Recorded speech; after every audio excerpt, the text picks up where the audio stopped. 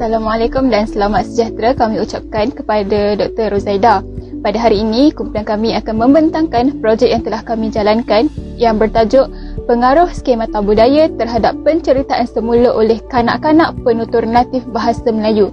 Baiklah, untuk pengenalan, teori skemata ini merupakan teori yang diperkenalkan oleh Immanuel Kant pada tahun 1781 sebelum diperkembangkan lagi oleh Guy Cook pada tahun 1994 dan Elena Semino pada tahun 1997.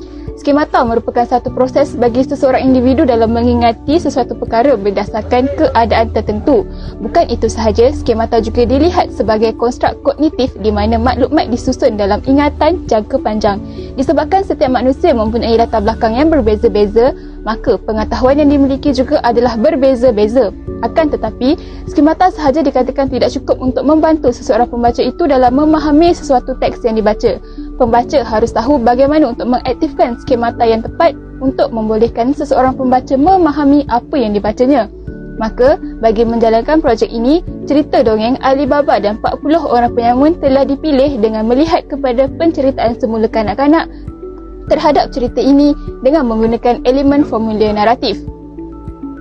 Oleh itu, terdapat dua objektif yang kami cuba capai dalam menjalankan kajian ini, iaitu yang pertama, mengenal pasti hasil penceritaan semula oleh kanak-kanak penutur natif bahasa Melayu berdasarkan cerita asal Alibaba dan 40 penyamun, dan yang kedua, menganalisis pengaruh skemata budaya terhadap hasil penceritaan semula cerita Alibaba dan 40 penyamun oleh kanak-kanak penutur natif bahasa Melayu.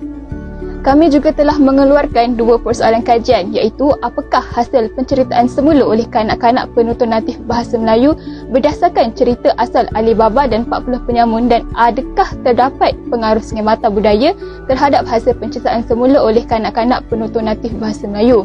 Bukan itu sahaja, bagi mencapai objektif kajian ini juga, kami telah membataskan kajian kami kepada responden yang berumur 14 tahun dan merupakan penutur natif bahasa Melayu. Data-data yang kami gunakan merupakan data yang diambil daripada buku cerita dongeng Alibaba dan 40 penyamun, dan kami akan membandingkan hasil penceritaan semula kanak-kanak ini dengan cerita asal berdasarkan elemen formula naratif yang telah kami pilih. Kajian ini juga penting kerana melalui kajian ini maka kami dapat menjelaskan kesan-kesan skemata terhadap pemahaman pembacaan dan ingatan dalam kalangan kanak-kanak natif bahasa Melayu. Selain itu, kajian ini juga dapat memberi pengetahuan baharu berkaitan jenis-jenis skemata, khususnya skemata budaya dan pengaruhnya terhadap pemahaman pembacaan dan penceritaan semula oleh kanak-kanak penutur natif bahasa Melayu. Akhir sekali, kajian ini bertujuan untuk membuktikan bahawa adanya pengaruh skemata budaya dalam penceritaan semula cerita Alibaba dan 40 penyamun oleh kanak-kanak penutur natif bahasa Melayu yang berumur 14 tahun.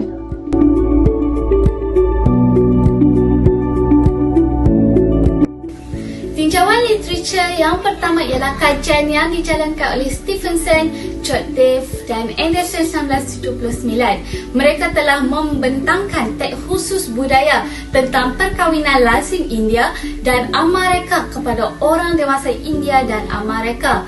Mereka memerhati dalam kedua-dua kumpulan bahawa prestasi terbaik pada teks yang sepadan dengan latar belakang budaya seseorang.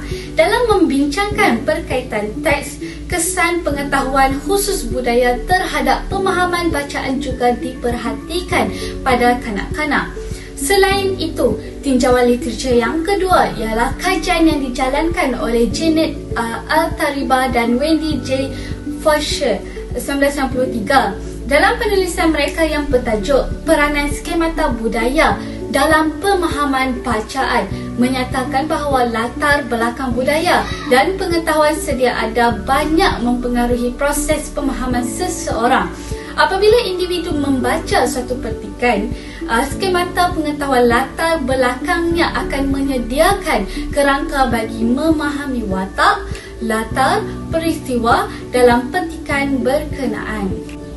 Tinjauan literatur yang ketiga ialah Drake dan Verhoeven 1998. Mereka telah mengkaji peranan pengetahuan latar belakang budaya dalam pemahaman membaca oleh kanak-kanak Belanda dan kanak-kanak etnik minoriti yang tinggal di Belanda, seperti kanak-kanak yang mempunyai latar belakang Turki dan Maghribi. Pengetahuan latar belakang budaya didapati memberi kesan terhadap prestasi pembacaan bagi kedua-dua kumpulan kanak-kanak. Tinjauan literatur yang keempat dijalankan oleh Janet J. Van Hel, Anna N.T. Bosman, Ilona Vijas dan Janet Stike 2003. Mereka telah membuat kajian berkenaan pengaruh pengetahuan latar belakang budaya dalam persembahan pertandingan bercerita terhadap dua kumpulan kanak-kanak yang tinggal di Belanda. Dua kumpulan tersebut ialah kanak-kanak etnik minoriti daripada keluarga imigran yang berlatar belakangkan Islam, iaitu penutur diri bahasa, dan kanak-kanak Belanda yang bercakap bahasa ibundanya. Dapatan kajian menunjukkan bahawa ciri-ciri penceritaan dipengaruhi oleh pengetahuan latar belakang budaya kanak-kanak tersebut. Pengaruh pengetahuan latar belakang budaya ke atas pemahaman dan ingatan teks biasanya ditafsirkan melalui pembinaan teori skema. Tinjauan literatur yang terakhir ialah kajian yang dibuat oleh Nur Baizura Omar dan Rozaida Abdul Rauf 2021. Mereka membincangkan proses penceritaan semula cerita dongeng barat oleh 16 pelajar sekolah, iaitu kanak-kanak bahasa pertama bahasa Melayu bagi melihat kesan atau pengaruh skemata khusus budaya. Menurut mereka, kanak-kanak tersebut menunjukkan hasil yang kurang memuaskan dalam proses mengingat semula cerita yang bukan daripada budaya mereka, iaitu budaya Melayu.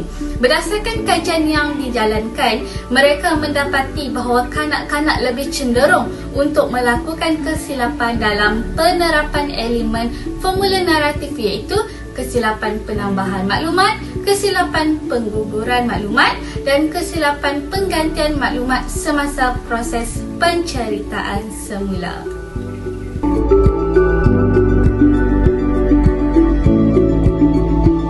Seterusnya kita pergi kepada metodologi atau kaedah kajian. Bagi mendapatkan data dan bahan bacaan bagi menjalankan kajian ini, pengkaji telah menggunakan kaedah pengumpulan data seperti kepustakaan, internet, e-book, artikel dan buku psikolinguistik. Pengumpulan data dan bahan bacaan ini dilakukan untuk membantu pengkaji sepanjang menjalankan kajian mengenai teori skemata budaya terhadap hasil penceritaan semula kanak-kanak. Kajian secara kualitatif juga telah dipilih bagi pengumpulan data, iaitu dengan cara penceritaan semula oleh kanak-kanak penutur natif bahasa Melayu yang berusia 14 tahun. Mereka dikehendaki membaca teks cerita dongeng daripada kesusasteraan Arab zaman pertengahan, iaitu Alibaba dan 40 Penyamun. Kemudian mereka dikehendaki menceritakan semula melalui ujaran dan dirakam oleh pengkaji sebagai dapatan kajian. Data yang diperoleh ini kemudiannya dibandingkan dengan cerita asal dan hasil perbandingan akan dinilai sama ada berlaku atau tidak pengaruh skemata khusus budaya dalam penceritaan semula kanak-kanak.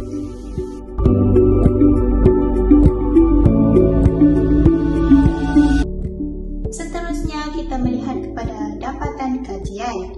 Kita akan melihat dua perkara, iaitu data kajian yang digunakan dan pengaruh skemata budaya terhadap penceritaan semula cerita oleh responden. Data kajian kami disusun berdasarkan elemen formula naratif seperti latar masa, latar tempat dan latar masyarakat, peristiwa yang mencetuskan, percubaan untuk mencapai matlamat, akibat dan penyelesaian cerita.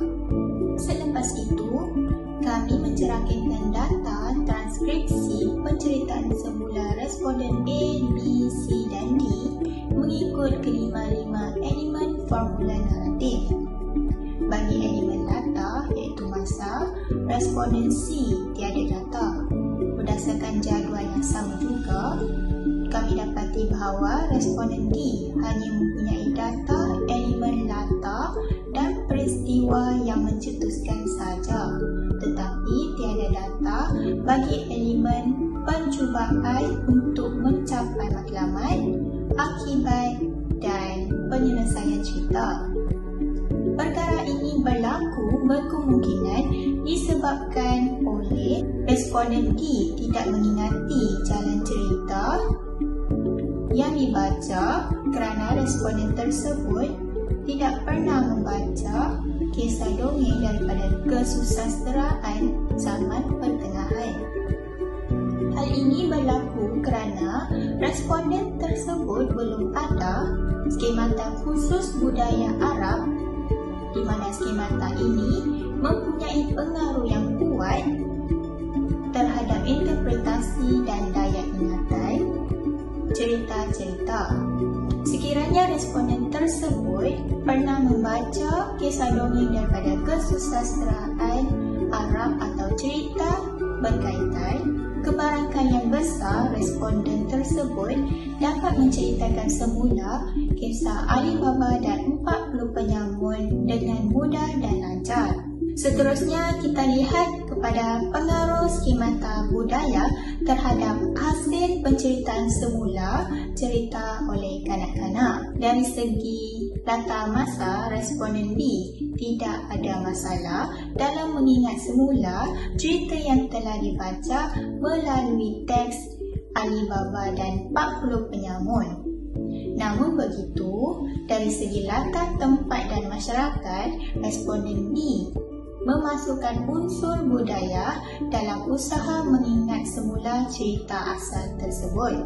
Sebagai contoh, bagi latar tempat seperti gua, responden B menyebutnya sebagai batu. Dia nampak Ali Baba kata dekat batu tu, bukalah. Responden B yang merupakan seorang kanak-kanak terdedah kepada budaya kanak-kanak dan berkemungkinan besar tidak memahami perkataan buah dari segi semantik dan leksikal.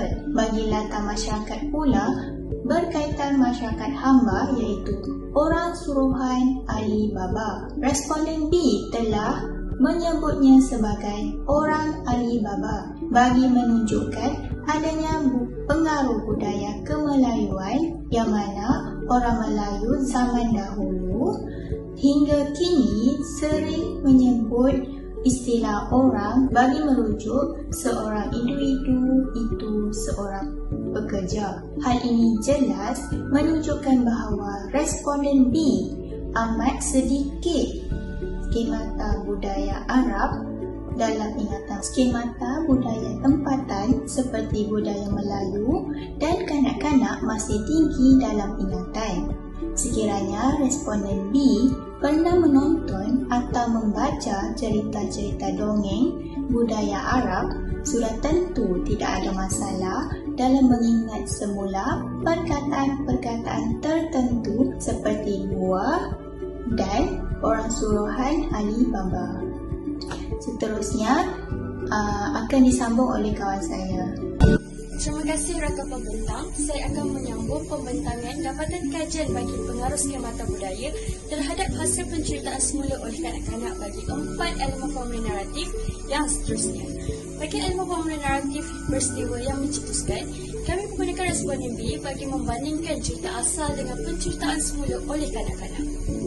Responden B telah mengalami pengaruh skemata budaya dengan penceritaan semulanya, di mana kanak-kanak tersebut telah mengaktifkan skemata budaya dalam penceritaan semulanya dengan menggunakan dialek tuak bagi memudahkannya untuk mengait butiran-butiran maklumat semasa penceritaan semula.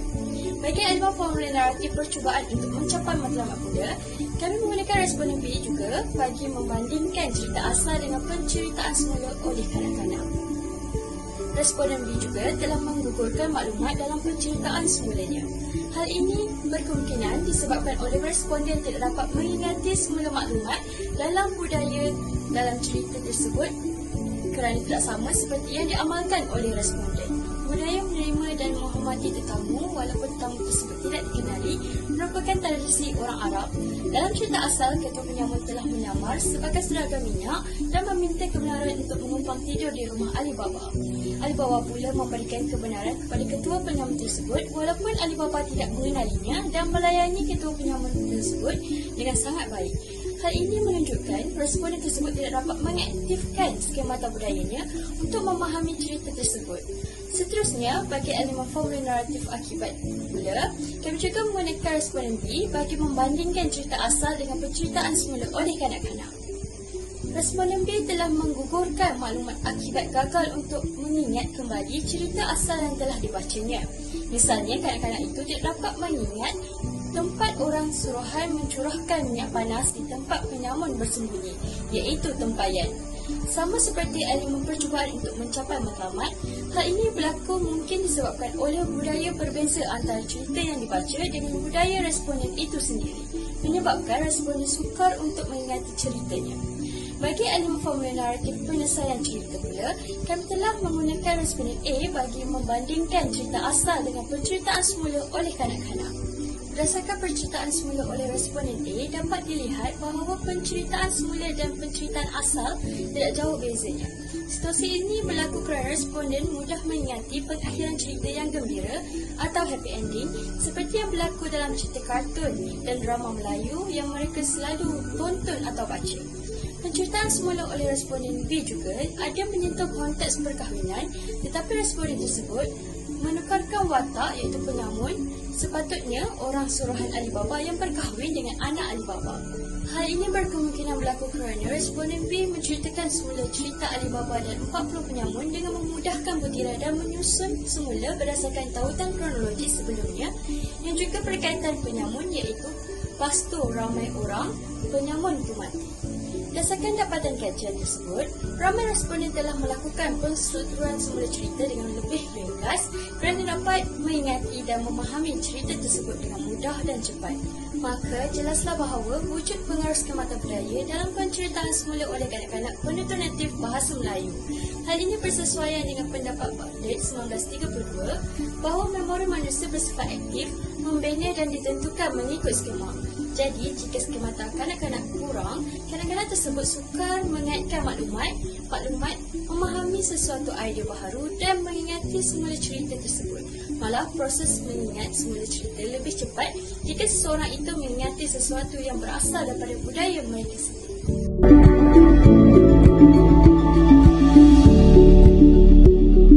Kesimpulannya, kertas kerja ini telah menerangkan dengan jelas berkenaan kesan skemata khusus budaya terhadap proses penceritaan semula cerita Alibaba dan 40 penyamun oleh kanak-kanak penonton natif bahasa Melayu.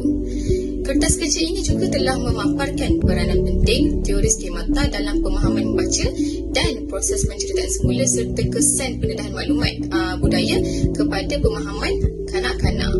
Sekian, itu sahaja daripada kumpulan kami. Terima kasih.